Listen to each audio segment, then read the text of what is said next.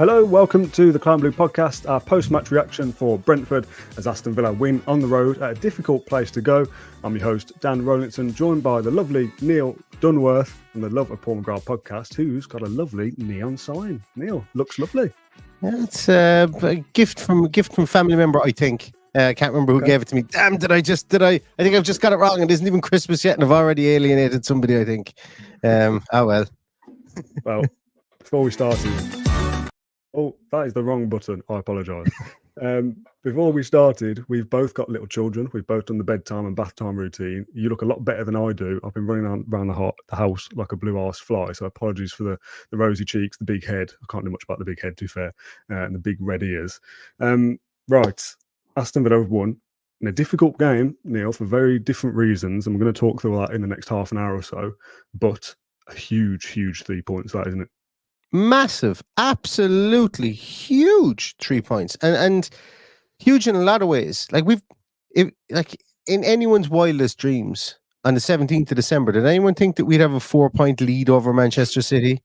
You know, like incredible stuff. Even Liverpool drawing with Manchester United today, like it keeps us 1 point off top going into the Christmas period when, you know, arguably we have games where we can get points from. And the reason I hesitated on that was because, yes, we've got two teams in the bottom two and we've got Manchester United, and we didn't play great for the first 45 minutes today. Well, probably realistically for the first 70 minutes today.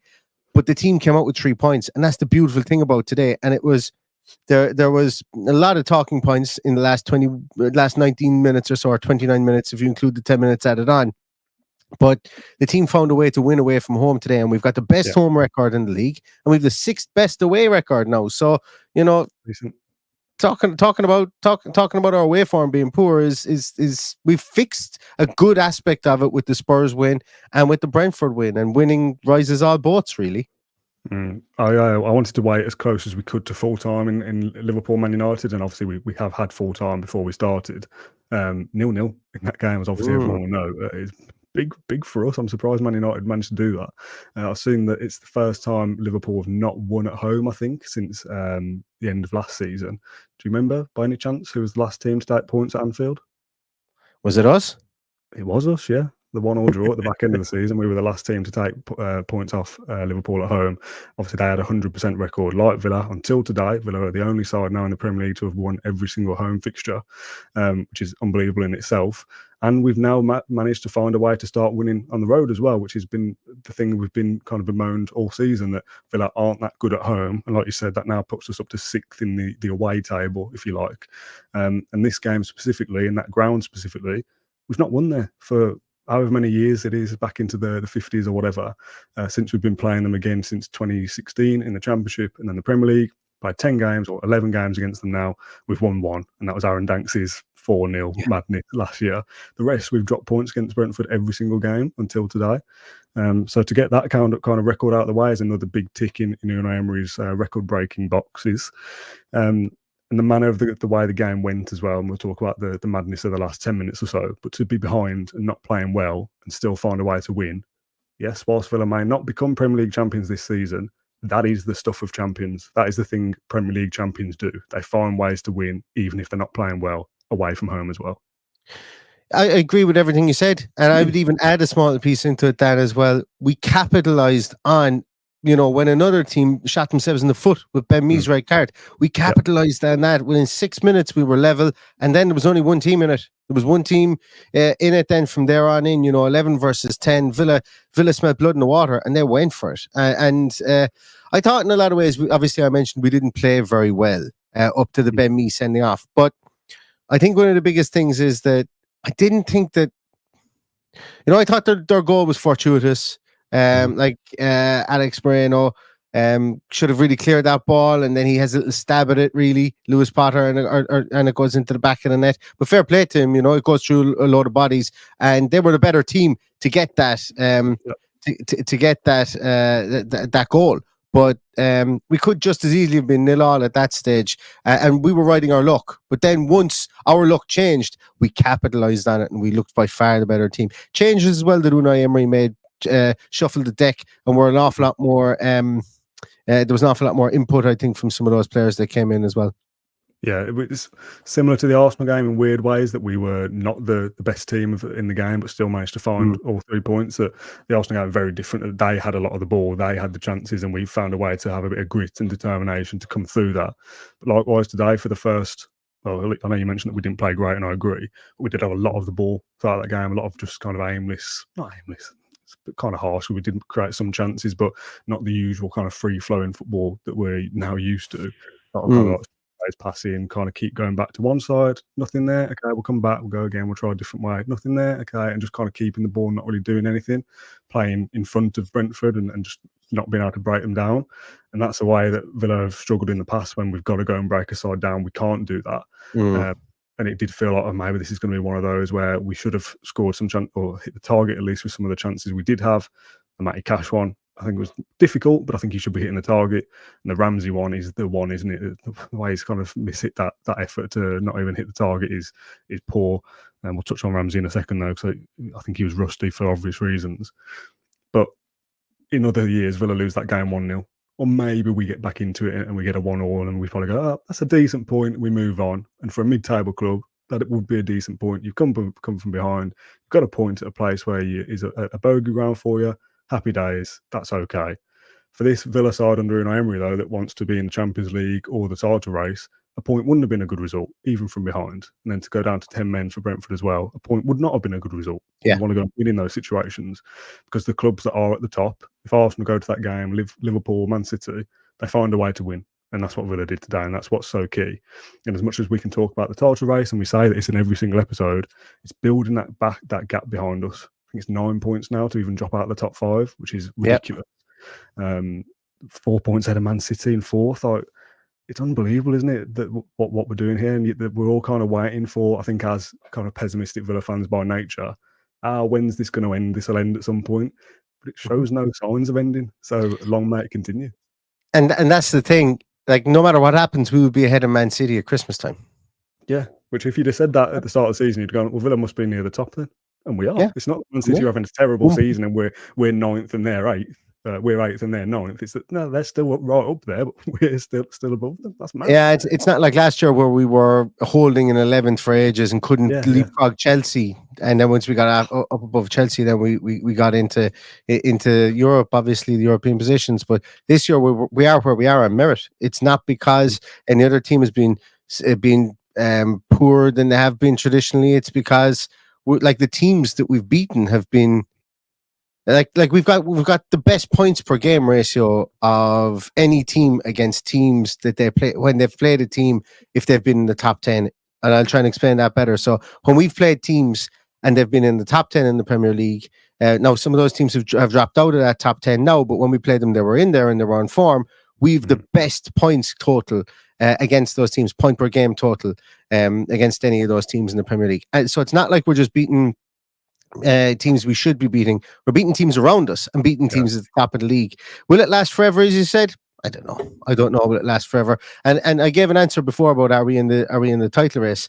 And my exact answer was, doesn't really matter now whether we're in the title race or not. What we're doing is we're enjoying football. We're enjoying where we are. We're loving winning. We're setting records. We've this a record-setting season of our calendar year, should I say, 81 points in 25 games won. Aston Villa have never done that in the Premier League before, and we're just enjoying it. And when people talk about the title race, it doesn't matter at this moment in time who's in the title race. It will matter in March. And if we get through this Christmas period and we're top of the league, might start to get a bit excited then at that stage, you know. But for the moment, we just gotta enjoy what we have, and like, because there's a lot of framing of are we in the title race in almost a way that you could say, well, Villa dropped out of the title race, they mustn't have had a good season. But where Villa have come from, this is bonkers what's happening at the moment. So that's why I don't really talk about the title race too much. And when I get asked questions in other podcasts, that's how I frame it.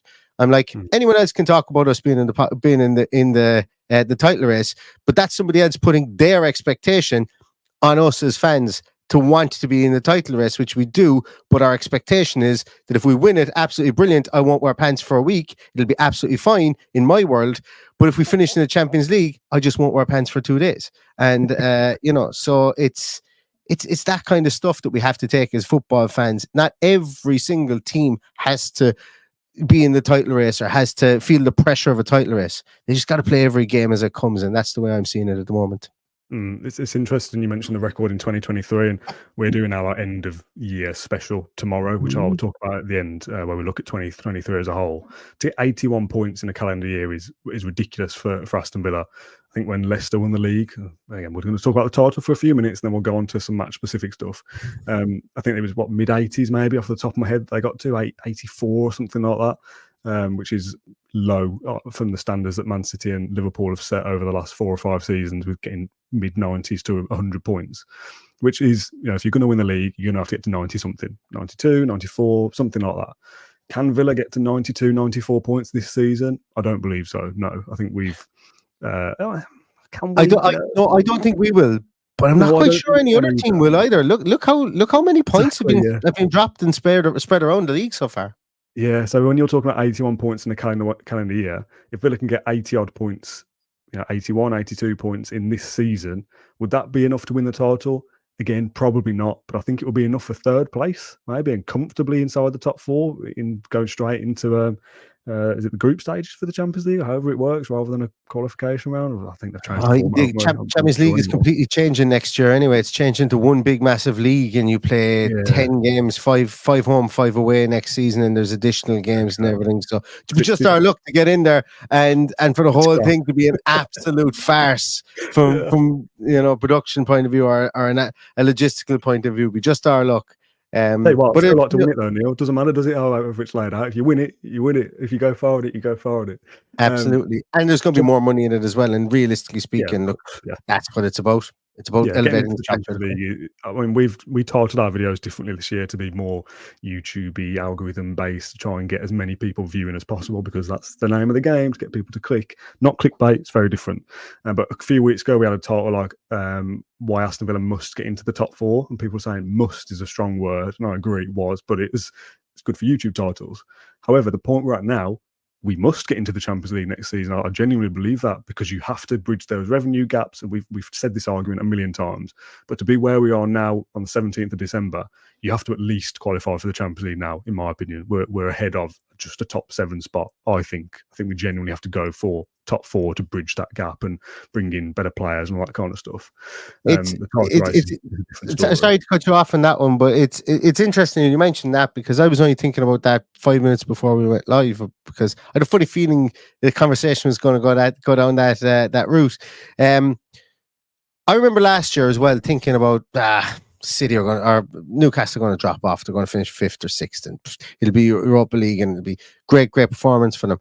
And then around March, I kind of went, they're not going to drop off, are they? It was actually late February, and I was going, and that's exactly So once we get to that point, I think I'll exhale at that stage, and I'll go, look, I think we're probably out the gap now with regards to this one, and see what happens there. But like as I say, these next three games are huge for Aston Villa Football Club. Yeah, absolutely massive for Aston Villa Football Club. I mean, we're at this weird situation. There was a comment there from Howard Jones. What a happy discussion to have. I'm so happy to be thinking this way. And I know we can get bogged down in this title race, Champions League, when we could just be going game by game. And I get that that's what the mantra should be. And for the players and the staff, it will be. But as fans, as podcasters, whatever you want to call us, get carried away. Dream about it. Why not? If you can't get excited about being 1 point off the top of the league on the 17th of December, what is the point of any of this? So I says Man United are 7th. We're 10 points ahead of them. We beat Man United, who are 7th place in that buffer of just the Europa Conference League, be 13 points. Not qualify for at least the Champions League at that point, to me, would be slightly disappointing. I know that sounds mad. We're still half a season to go, and how much can change. But you've got to do what Newcastle did. You've got to capitalise on this moment where we're better than 15, 16 other teams in the league. You've got to capitalise on that and get into the Champions League to bridge that next gap. And if we win the Europa Conference League, we elevate England's coefficient again, which will probably unlock the 5th place for Europa Champions League. And as Kevin Gitton says here, and I know we're jumping between the two conversations, we should be top after Friday night if we win. Yeah, exactly that. As you say, these next 3 games are massive, and Mr. Kamara is missing for those, which we'll talk about in a bit as well. Apologies, by the way, that this podcast is absolutely all over the shop. But this is what this show is. This is why we do it live, so we can bounce around and just flow with our emotions, I guess. Just on the topic Christmas thing, because it's it's a genuine possibility, not just for next Friday, but for Christmas Day as well, that Liverpool and Arsenal play each other next week. If that ends in a draw, as Liverpool, Man United did today, and Villa beat Sheffield United next Friday, which, let's face it, we should be doing, again, if Villa have aspirations of being a top 4 club, beat Sheffield United at home. Villa will not only be top on the 23rd for the evening until that game is played, which would look bloody lovely, wouldn't it? To be doing a podcast next week as top of the league would be great. If they drop points, though, Liverpool or Arsenal, Villa will be top on Christmas Day. Do you want to have a guess, Neil, of the 31 Premier League seasons since 1992, how many times the leader of the league on Christmas Day has gone on to actually win the league? Oh, it's gone on to win it. Gone on to actually win it, yeah. Because I was thinking, were we not top under Gregory one year with Dion Dublin and we didn't go on to win it? And I think that's probably it. So is it 30 out of 31 times then? No, it's actually not quite as many as that. It's 17. 17. So still, it's over 50% chance. Yeah, 14 teams have been top at Christmas. One of those, Villa, in the late 90s, early 2000s, and didn't obviously go on to win it. 17 other times, get my words out, the leader on Christmas Day went on to win the league. The last few, like Liverpool were top and then Man City won it. Arsenal were obviously top last year. Man City won it. I think Chelsea were top one year, then Man City might have won it. So, yes, where we are on Christmas Day does not really mean anything towards the end of the season. But to talk about like a title race and whether we're in it or not, if we're still in it come March, April, yeah, absolutely, of course we're in it. And if we dropped off then, if you're top at April and don't win the league, all of a sudden there are going to be people going, oh, that's quite disappointing. If we didn't win the league from this position, I don't think there's going to be any Villa fan out there going, that's a bad season. Villa didn't win the league. That's so disappointing. Like, a lot can change. I genuinely feel like as of tonight, though, and again, my opinion on this might change in a week, 2 weeks, 3 weeks. If Villa don't finish in the Champions League places now, I would be disappointed at that stage. So I do think we're so far ahead of where we kind of should be that we've got enough of a buffer to just keep finding ways to win. Like, are we going to lose 3 consecutive games over the course of a 4 or 5 week period and drop out of the top 5 at any point? I don't think we will. And I don't think any team can beat any team in the Premier League at any point now. I'm going to say it here right now. On the 17th of December, I don't think Villa will be any less than 5th place for the remainder of the season. Well, the way the kind of fixture list and the fixture calendar is set up, barring catastrophic injuries all over the place, I just don't think it's set up for us to lose 3 games in a row. Yeah, like, obviously, form-wise, we could. You're also relying on Spurs and Man United to have won those 3 games that Villa lose as well to actually bridge the gap. Like, I don't see a situation where Villa drop out of the top 5 now for the remainder of the season. And whether that gets Champions League is obviously dependent on what the English clubs do in Europe. But I think we'll finish in the top 4 and that won't even be a consideration. I genuinely fully believe now that we're going to be playing in the Champions League next season. Yeah, me so. Yeah. Anyway, let's move on to match-specific stuff about Brentford. Let's talk about Ben Mee. Sadly, let's do it in two instances.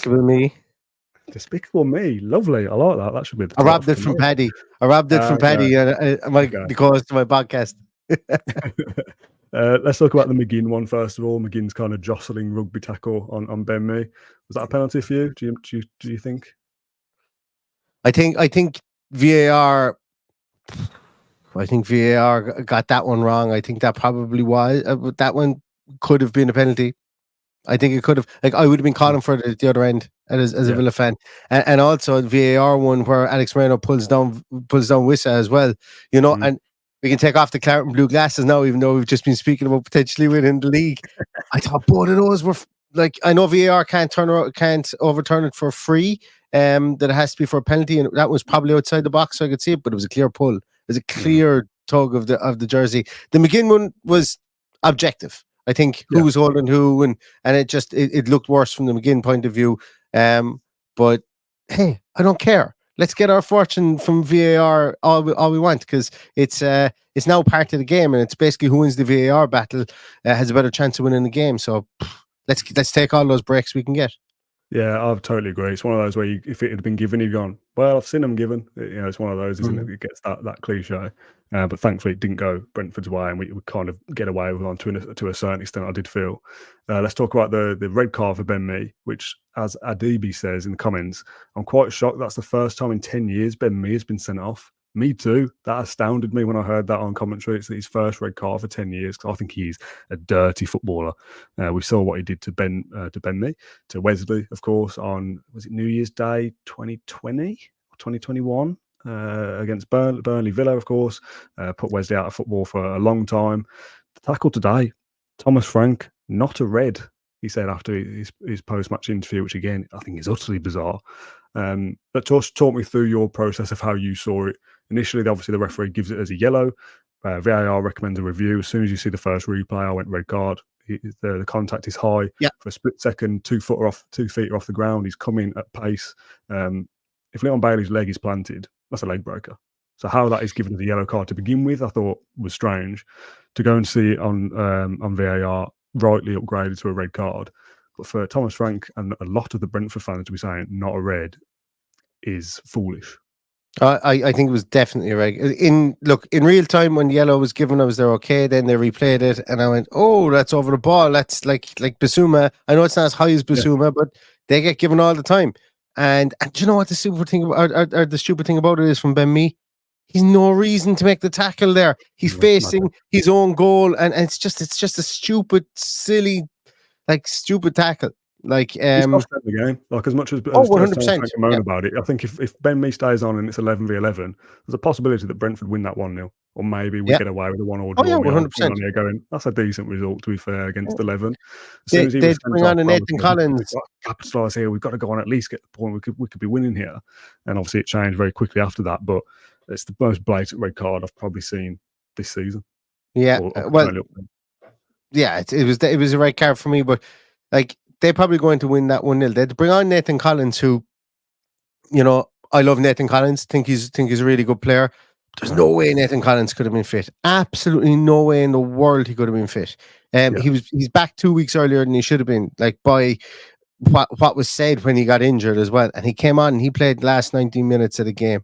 And they tried to keep their 3 at the back formation. Going to 4 at the back, I think we would have completely and utterly gone to town on that, because we were beginning to start to probe a small little bit, albeit with a couple of shots like Jacob Ramsey in the first half. McGinn had a chance. Moreno had a couple of chances in the first half. So we weren't really poor. We were just wasteful, and a lot of the stuff looked like it wasn't fluid and free flowing, as you mentioned. But when Ben Mee gets sent off, we really came into our own, because we could attack at them. We really could when they only had one up top. Yeah. Let's talk about Moreno and Ramsey then. I keep glancing down, by the way, because I've got some notes on a whiteboard because I'm a massive loser. I thought both actually were a little bit rusty for very obvious reasons. They've not played a lot of football. They're just coming back themselves. I'm not digging into them at all. I think Moreno grew into the game with time, and obviously he scores. And I thought some of his defensive play was decent as well. He's still got his pace. He's still, the player that we know. But he took a bit of time to get going. Ramsey was the one that I thought struggled throughout pretty much. I think he still is. It's too soon for him to be starting games and being the player that we know he can be, which is absolutely fine. I understand he's going to have to get up to speed. We're talking about Bailey not being really fit to start, Tielemans being out, Zaniolo's been blowing hot and cold. Ramsey's kind of got to play at the moment, so there's going to be some juggling between those players over the next 3 or 4 weeks, I think, and that's absolutely fine. The biggest chance of the game, really, for me, was that Ramsey one, because it was a nice move, wasn't it? I think Watkins with a nice little cushioned header down to him. He's got loads of time and space to pick his opportunity of where he wants to put it, and he just slices through it. And ultimately, that's not gone on to cost us anything, and it's absolutely fine. I don't want this to come across as a negative. But that left-hand side, I was so excited to get them back, and once they are fit and ready, it's a great side we've got there. That starting 11 is brilliant, and the support cast around them is getting stronger and stronger. But seeing Moreno and Ramsey on the that team lineup graphic, it's like, oh yes, here we go, like going to be back to our best like last season. But they're just not quite ready yet, and it'll take time. We've got to kind of get used to the fact that they're just coming back after pretty big injuries. They are, and so much so that when the game went to 10 minutes injury time, it was interesting. John Duran was asked to come back and slot in as a kind of an auxiliary left back when Moreno went forward, or to just shield at Moreno as well, which was really interesting because Moreno must have been out on his feet after 115 minutes almost of football, because he was effervescent out there. He was flying around the place and he didn't take a backward step. And I loved his goal. He's got 2 goals in 2 starts now for Aston Villa, or 2 goals in 2 appearances, whatever you want to look at it. One against Warsaw and one against one here today. And it's he got into the box a couple of times and had a couple of more shots. He could, like, if he was a better finisher of the ball, or if he was more composed in those instances, he could have had a hat trick today. And I don't say that facetiously. The one where he gets blocked by Ben Mee again, I think it was, and then another one, I think he just went straight down Flicken's throat. But you know, he was getting into the box, and he was Matty Cash against Burnley, attacking wise today. You know, that's the way he was, and he could have had multiple goals. Yeah, like I said, I thought he was rusty to begin with, but he certainly grew into the game as it went on, and he looked more composed. Ramsey was the one that struggled the most, but again, not digging into him. Bailey comes off the bench and does what Leon Bailey does off the bench and contributes in some way, this time an assist and a lovely ball across, by the way, for the goal from Moreno that we've obviously just talked about. I know that at one stage a few weeks ago, Bailey's goal contributions per 90 was the best in the league, ahead of Haaland and other great goal scorers, because obviously he's not starting many games, he's coming off and doing something, and his goal contributions per 90, something like a goal contribution every 70 minutes or whatever it is. I'm not sure. But that stat, I think, will be bettered by today as well, coming off however long he played and getting another assist. He's turned into a little wild card, hasn't he, I suppose, for want of a better phrase. I think if you looked at his output so far, if I did a little graphic for you with a player's face blurred out and the name blurred out and said this many appearances, this many goals and this many assists, who is it? I think you'd have gone, that's Moussa Diaby, based off the start of the season. To say, for me to rub out that blur and go, no, it's Leon Bailey, you'd have gone, what? Where's that come from? He's turned a corner, hasn't he? Yeah, he certainly has. On our own podcast, there have been times when we've been rather critical, and when I say critical, we've been rather more expectant than what he has given us, I suppose, really, over the first 2 years. But you just can't be this year. You know, you have to call it the way you see it when people aren't playing well, and you have to call it the way you see when they are playing well. And he is really playing well at this moment in time. And it's great that he doesn't need like a half an hour head start to get going in games. He can come on with 20 minutes to go, and he's been affecting games when he's come on with 20 minutes to go, and he did it again today. You know, he's embracing that role, and even when he starts in games as well, he's having impact, which is a lot more. Last year, it was a case of he felt he had to score 10 goals with one shot, you know, or that when I run at a player here, I have to beat him. Now he's been a bit more methodical and a bit more calculated in how he takes on players, and he's hugging the touchline. He's not wanting to be that person that's all razzle dazzle. He's playing the game the way that he needs to play it, and Unai Emery has finally kind of got the arm around him, and he's looking good, he's feeling good, and he's playing good, and he's definitely that type of player. Yeah, are you all right for another 10 or 15 minutes now? Because I've still got loads to get through. Yeah. Okay. Before we get into Watkins' goal and the madness at the end, just as we're heaping the praise on Leon Bailey, it was a little bit Bacuna-esque of 2015, wasn't it, that back pass? Oh, yeah. That was bonkers. Did Martinez save it? Did he save? Did he get a touch to it? I think he did, because I'm pretty sure it went out for a corner, and we were under the pressure a little bit from Brentford, pretty much off the back of that. That kind of like set the tone for a bad 5 minutes or so of like, we look a bit shaky now. I think it must have been at 1-1, I suppose, off the top of my head. I can't remember. Just I don't know, a lack of concentration, or he just overhit it. He didn't mean to do it or whatever. I actually think from the angle I've seen from behind the goal, and again, admittedly it's only on a dodgy stream or whatever, I've not seen it properly. I don't actually think it was going in.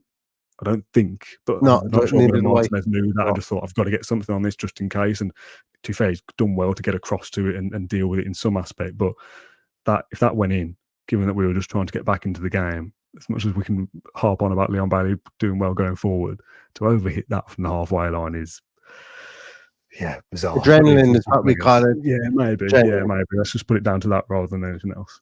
Yeah. Right. On to the goal then. Ollie Watkins, again, another goal. We obviously just talked about it a little bit, that Leon Bailey puts a great, no, was that for that goal? Am I getting confused? Leon Bailey's goal? Leon Bailey was for the second goal, yeah.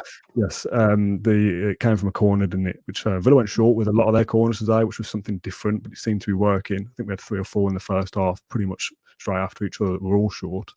But this one comes in, and I think Kamara flicks it on, and Watkins does well with the header to steer it into the net. again, a really nice goal. But I suppose the main talking point here is about the celebration, which I just want to touch on very quickly. I'm sure, Neil, if you've already done your podcast, you've probably spoken about this, but Yeah. Villa have since released a statement, I guess, a tweet. Aston Villa FC wants to express its support for Ollie Watkins, and with the utmost respect for the big majority of Brentford fans and for the club, we ask the authorities to investigate this incident to find this individual. Zero tolerance to abuse in football. And I saw Ollie Watkins' post-match interview where he explained why he celebrated in that manner. And also there was pictures of him with Thomas Frank. Again, he said he was explaining why he did that. It's very unusual to see, in any instance really, a former player celebrating against their former club these days. They tend to just kind of stand there and go, okay, yeah, I've scored, and move on. But to go and walk into the net, arms folded, look at somebody and point at somebody was very unlike Ollie Watkins as well. And I think if we'd have come on and done this post-match show immediately, we'd have been going, oh, something about Ollie Watkins today, a little bit cocky, a little bit arrogant. But he's since explained that the one member of the Brentford supporter base was giving him personal abuse about a family member. I think I've read since as well, which again, what that is, I'm unsure. He was asked in his interview whether he would report that to the clubs. And he said something like, I'm paraphrasing here, well, if they don't believe me, I will put it forward. So I don't want to insinuate what that abuse was, but whatever it is should not be tolerated in any football ground. And hopefully that individual is found and banned if it is to a serious nature, which it sounds like it is. And obviously that one supporter does not reflect Brentford as a fan base. It's one idiot. But we have to call that out, and rightfully so. Ollie Watkins is right to call that out. Allegedly, Jason says in the comments, of course, it's a very up in the air situation at the moment. We don't want to be insinuating anything at all. But yeah, just a strange scenario, and I kind of feel like fair play to Ollie Watkins for doing that and calling that out, and great for him to score what is another winner for us. But if something has happened during the game and he feels like he has to come out and speak about it, then fair play to him for that.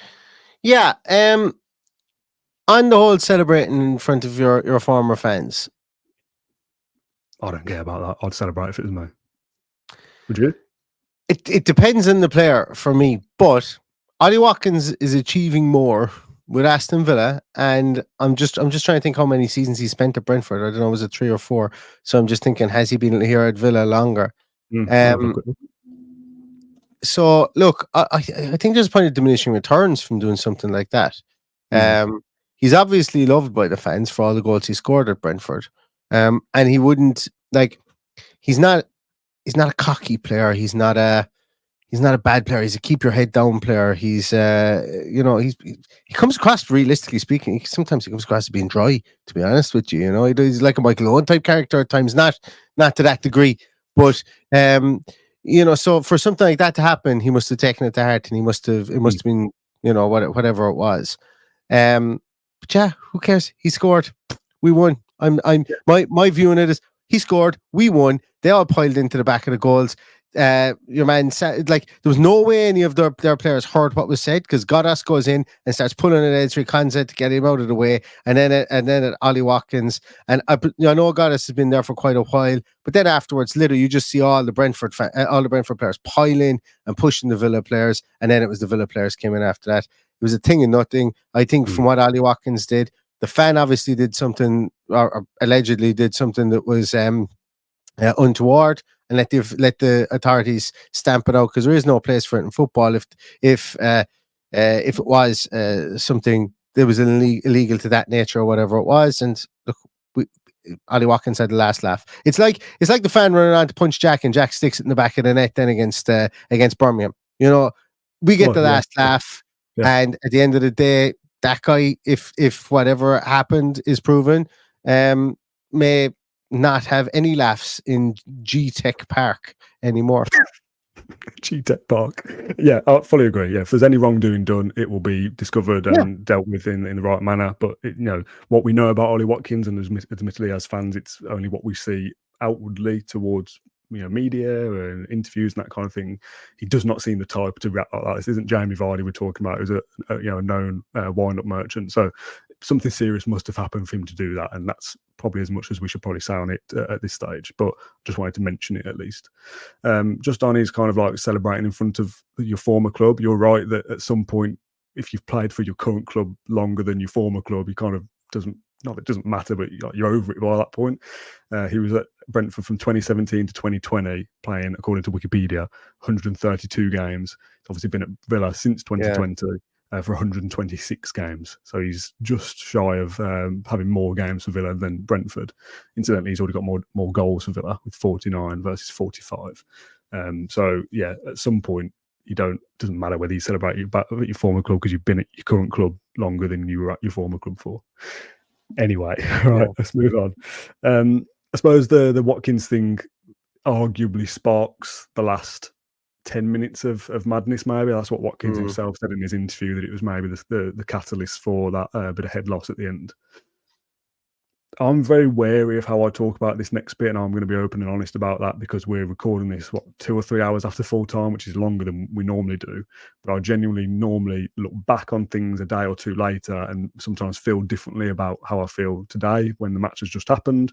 We're obviously doing this live. If we're doing it pre-recorded, I get a chance to watch back what I've said and think, well, maybe I'll edit that out because I was a bit harsh or whatever. So I'm wary of how I phrase what I'm going to say. I think some people will like the last 10 minutes of madness, of the fighting and that kind of stuff, the going at each other, the swearing housery, the kind of silliness, all that kind of stuff. I think some people will like it. And to a certain extent, I do. I like Martinez being a wind-up merchant. I like Duran going to offer somebody their hand to pick them up and then pulling it away, and just silly things like that. Maupay and Martinez having a bit of back and forth. Maupay piles into Martinez and he goes down, which he's absolutely no right to go down, but it's time wasting. Martinez goes back to Maupay and gives him a little shove and he goes down. Again, I don't mind that part of it, but everything that followed that, I don't like that. I think it crossed a line that I don't want Villa to do. I don't want to devolve down into that. I've been quick to slate people like Mikel Arteta for whining and getting in people's faces and surrounding the referee, players doing things like that. I've been quick to point out people like Bruno Fernandes being a horrible little rat bag and doing nasty things on the pitch and winding people up. So I don't want to be like, oh, well, it's one rule for them and one rule for Villa. So whilst I like little bits of it and little bits of time waste and little bits of silliness, Martinez clutching the ball and lying down on it for 10 seconds and everyone going, wee, and like it's just a bit of nothing. But that at the end was just a bit too far for me. Martinez going back and trying to pull Maupay up by his shirt, really quite giving it some back. Just, what was the point? Let him sit on the floor. Brentford are losing at that point. Let him time waste for us. There's no reason for him to go down. Emery's having to come onto the pitch, something we've never seen him do before. We've talked about us being this like classy club and Emery setting a standard, and obviously he's coming on to calm things down. But Emery shouldn't have to be getting on the pitch to calm players down. Like we shouldn't get that far. I like little bits and pieces, but going that far with it, I thought was crossing a line.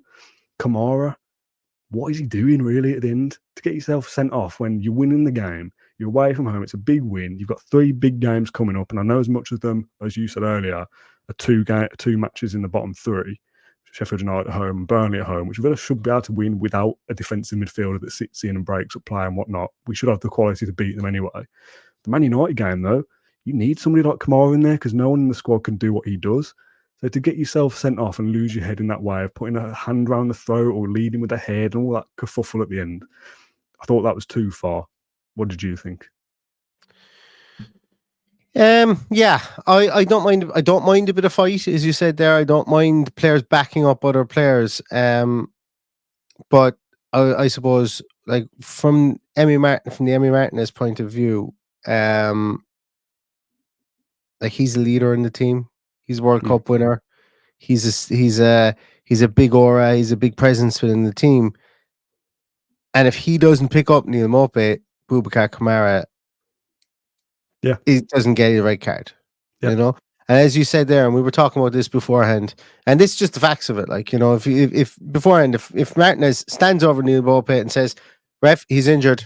Ref, what should I do here? He's down. He's injured. He's not moving. Should we stop the game, or do you want me to get on with it?" And then let the ref make the call. No. Martinez boots the ball up the field. Everything happens okay. Wind it back 100 odd minutes at that stage. David Coote was an absolute disgrace today. I thought he was a really poor referee for everybody today. I thought he was bad, and I'm not the only one that thought he was bad. I think he's a poor ref. I think that he had no control over the game. Like in the first half, there wasn't a card given, there wasn't a caution given, there was nothing. and then all of a sudden he gives it like, and the red card was a red card, but like the tackles that started to go in, he lost control straight away. Like the second the he'd left tackles going the first half. I think the two VAR incidents either side of halftime were not great either.